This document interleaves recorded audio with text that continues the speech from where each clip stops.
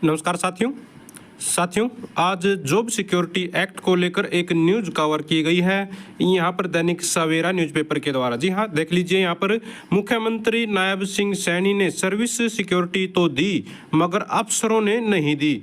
जी हाँ, क्योंकि साथियों आप लोगों को पता है अभी भी बहुत सारे कर्मचारी साथी हैं जो इंतजार कर रहे हैं जॉब सिक्योरिटी मिलने का, तो उसी का यहाँ पर जिक्र किया हुआ है। क्यों नहीं मिल रही है, क्या परेशानियां चल रही हैं, बताया गया है। साथियों, इस बार हरियाणा में लगातार तीसरी बार एक ही पार्टी की सरकार बनने के पीछे भाजपा सरकार के कार्यों में एक बड़ा कार्य था। भाई 1,20,000 जो अस्थायी कर्मचारी थे उनको रिटायरमेंट तक सर्विस सिक्योरिटी देने का जो फैसला था, इससे कर्मचारी काफी खुश थे और कर्मचारी ने सरकार का साथ दिया। इसकी खूब चर्चा भी हुई थी। इस कानून का अध्यादेश लाकर सरकार ने साथियों इसको लागू करने का प्रयास किया और बाद में इस पर कानून भी बना दिया।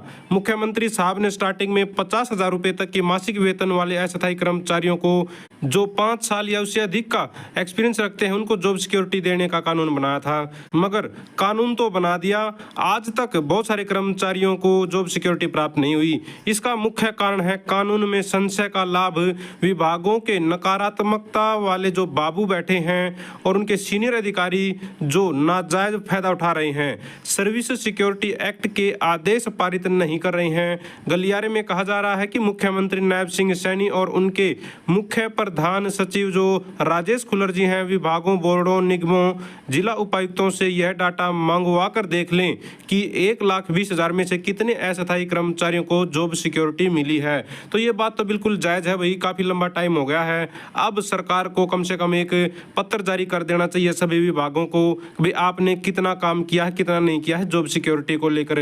आप अपनी जो है लिस्ट भेज दीजिए, अपनी जो है काम का रिपोर्ट भेज दीजिए, आपने कितने कर्मचारियों को जॉब सिक्योरिटी दी है, ताकि एक बार टोटल करके देख लें जो 1,20,000 का दावा है सरकार का वो पूरा होता है या फिर नहीं होता है। बताया गया है साथियों यहाँ पर सभी अफसरों को इस एक्ट के तहत बनने वाले नियमों का इंतजार है। जो संशय एक्ट में रह गए हैं वह रूल में दूर किए जा सकते हैं। इसलिए जो उत्साह 1,20,000 अस्थायी कर्मचारियों में चुनाव से पहले था वह अब समाप्त हो गया है। यानी कि साथियों कहने का मतलब है SOP का इंतजार है अभी भी बहुत सारे लोगों को, ताकि उसमें कुछ जो चीजें रह गई हैं जिन पर संशय है वो स्पष्ट हो सकें। इसलिए भी बहुत सारे कर्मचारियों को जॉब सिक्योरिटी अब तक प्राप्त नहीं हुई है और जो SOP का इंतजार है वो तो काफी लंबे समय से हो ही रहा है। और अब यहाँ पर बताया जा रहा है, कई बार सुनने में आता है कि SOP अंतिम चरण में है अपने, और 1-1.5 महीने के अंदर शायद उम्मीद लगाई जा रही है, मैक्सिमम 2 महीने के अंदर अंदर वो शायद आ भी जाएगी। सरकारी बाबुओं ने उस एक्ट का भी तोड़ निकाल लिया है। कहा जा रहा है कि अधिकतर विभागों में अतिरिक्त निदेशक या संयुक्त निदेशक प्रशासन पद पर HCS अधिकारी तैनात होते हैं, जिसका काम ही स्थापना शाखा देखना होता है। मगर ये HCS अधिकारी भी अपना यह काम नहीं कर रहे हैं और सर्विस सिक्योरिटी एक्ट को लागू नहीं कर रहे हैं। कहा जा रहा है गलियारे में कि या तो इन HCS अफसरों को इस कानून का पूरा ज्ञान नहीं है, या HCS अफसर जानबूझकर इसे लागू नहीं करना चाहते हैं, या ये HCS अफसर अपने मातहत बाबुओं की नोटिंग से बाहर नहीं निकल पाते हैं।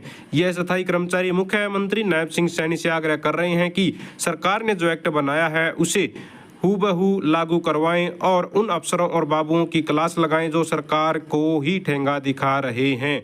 तो साथियों इस लंबे समय को देखते हुए एक काम तो जरूर करना चाहिए सरकार को, बाकी हो ना हो चलो ठीक है, टाइम लग रहा है SOP को भी, कि भाई एक बार टोटल आंकड़ा जरूर निकालना चाहिए कितने डिपार्टमेंटों ने जॉब सिक्योरिटी दी है अपने कर्मचारियों को। Total number of job security employees है जो उनका निकालना चाहिए और जारी करना चाहिए भाई हमने अब तक कितने कर्मचारियों को जॉब सिक्योरिटी दे दी है हरियाणा लेवल पर।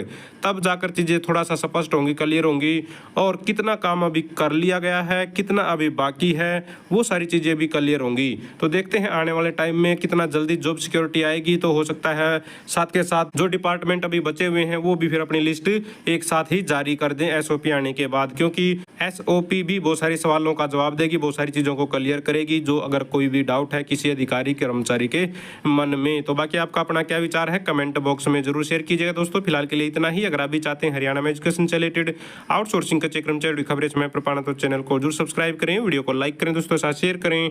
Thank you very much.